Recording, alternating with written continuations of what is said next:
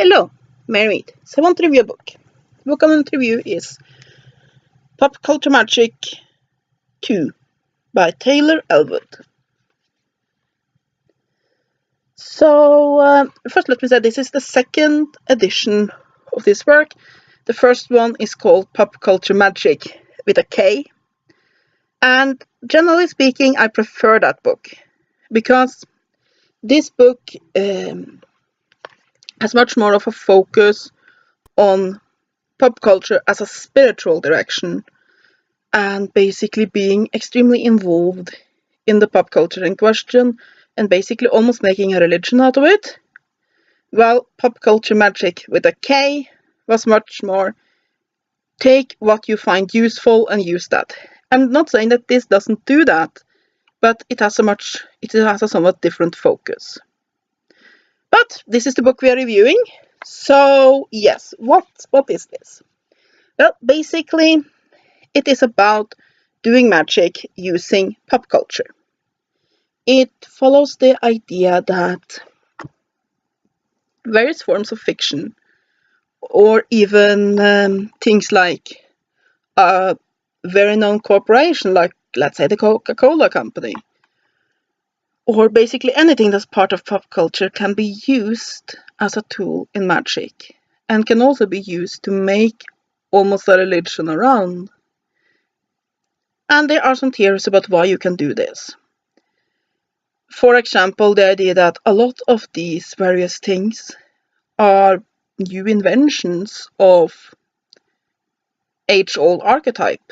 They are new inventions of ideas and characters we see in a lot of religions. For example, Superman is very much similar to the old stories of Hercules.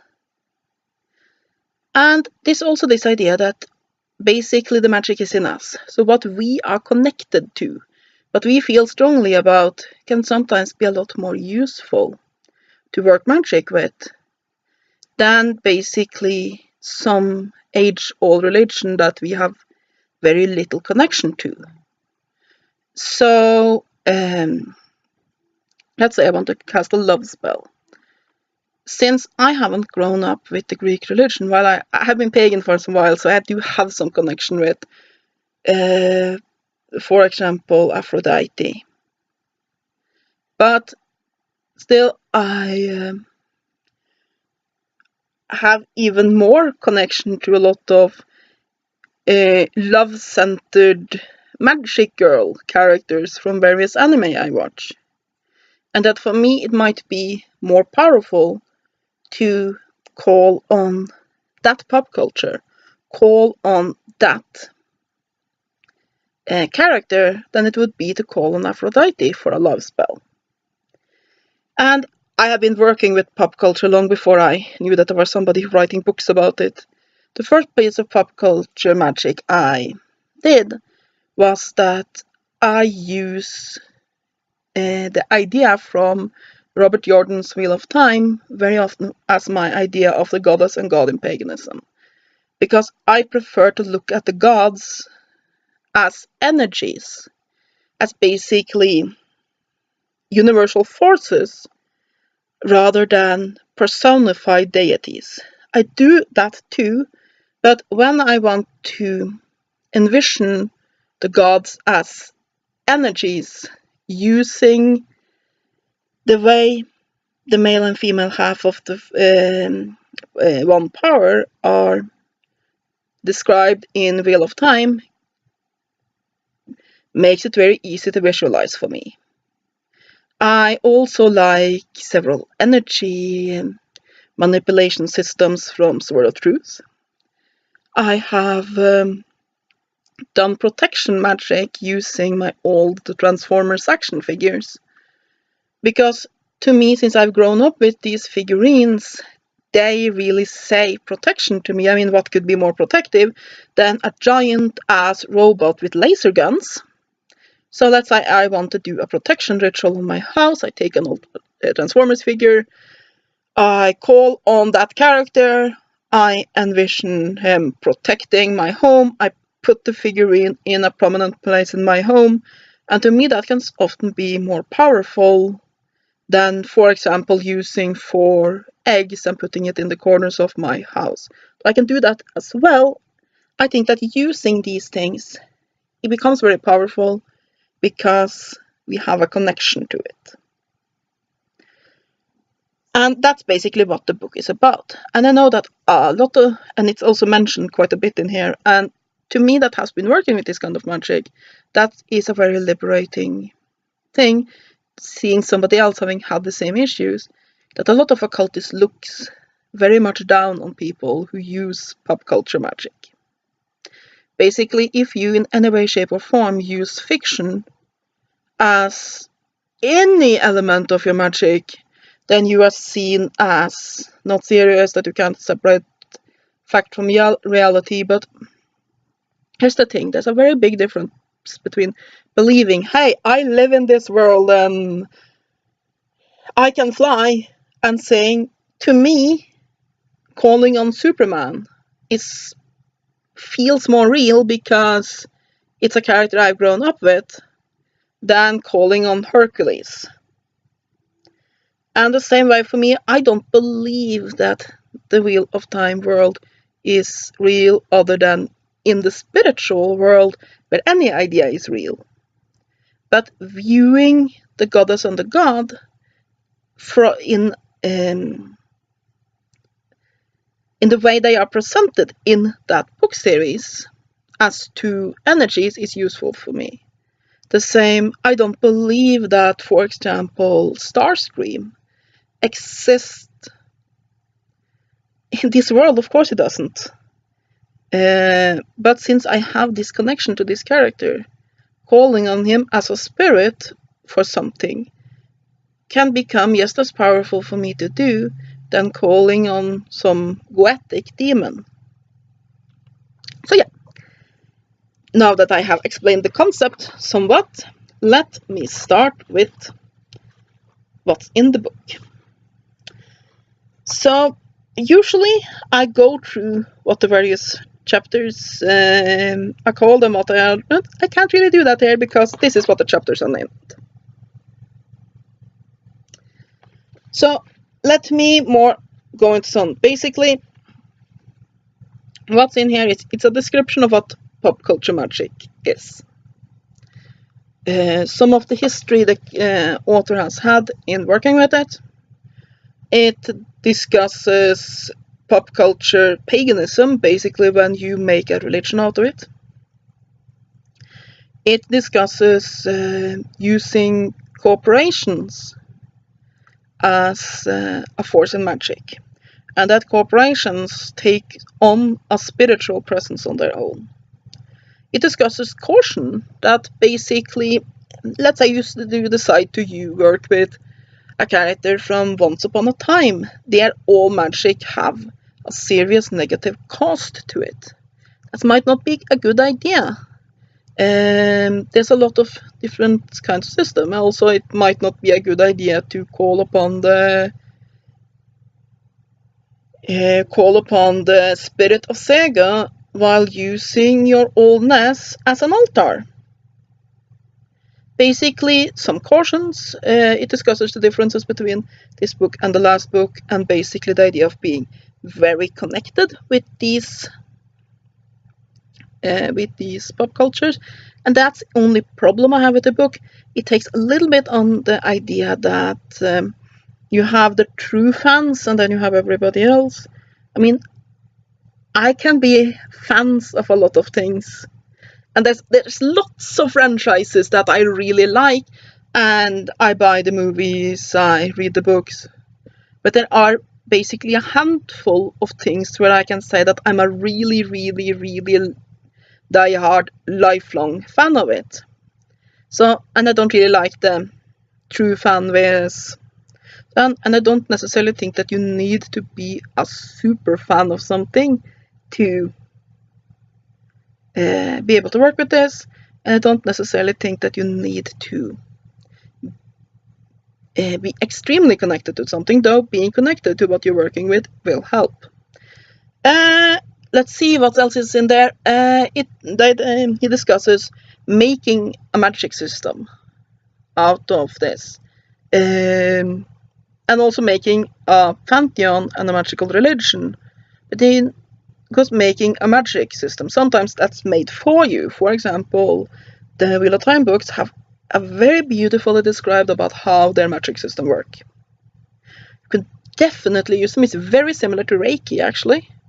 Of course, you will not be casting fireballs from your hand or from your ass or anywhere else. But you can do that, and basically, instead of lighting 15 candles and chanting, you can visualize things that they do in that system to do it, or you can. So sometimes it's just done for you. A lot of times, like for example, the protection spell I did with my Transformers figures. You can make a system, but calling on, for example, the Transformers as spirits. That's a very interesting chapter. It discusses a little bit about the morality of working with pop culture, since you will then ultimately be working with a corporate entity. And it also discusses the fans' influence on pop culture versus the corporate entities' influence on it. So basically, it gives you a very interesting and a lot of information on how to work with this. What you will not find a lot of in here is basically, you will not find any actually pre-made rituals. You will not find a lot of those. This is more like a spiritual discussion and philosophical discussion about using various forms of pop culture in Magic instead of using traditional spirits, traditional tools. So for example, I have been working on a system where you can see them back there, my Funko Pops, there's only some of them. Using them in Magic as a focal point, where you choose a character that stands for what you want to accomplish, you focus on that character, you leave an offering, and you work with that. That's a form of pop culture magic. And I also use Magic the Gathering cards as a form of divination, which is also a beautiful form of pop culture magic. And while reading that book, I worked out a ritual, a protection ritual actually, where you use a game of Magic the Gathering, because this is pretty interesting, discusses using a game. It could be a role-playing game, but it could also be a board game, for example, where you use the gameplay as a magical working. And for example, the ritual I came up with is very simple. The player that are working should play blue or white.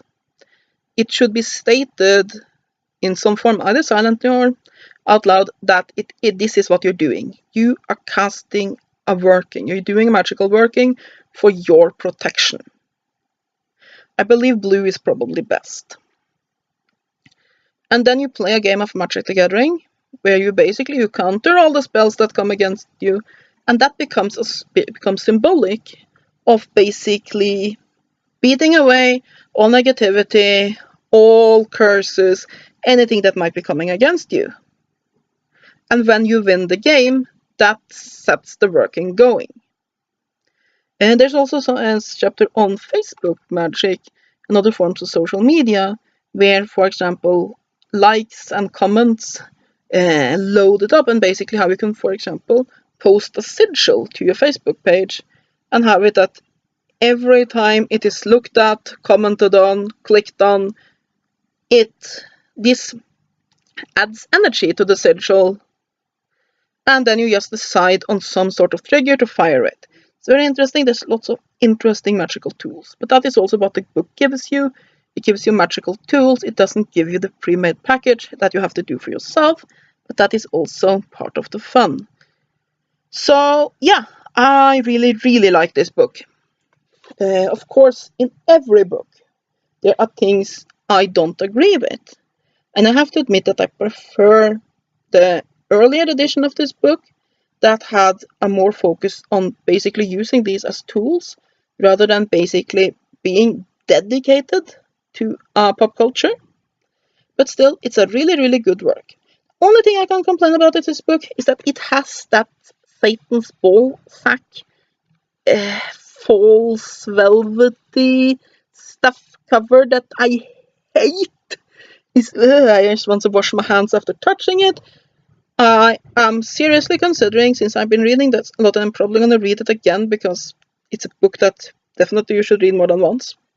Just going out and getting some brown paper and wrapping this book up just like you did school books back in the day, so that I don't have to touch the cover.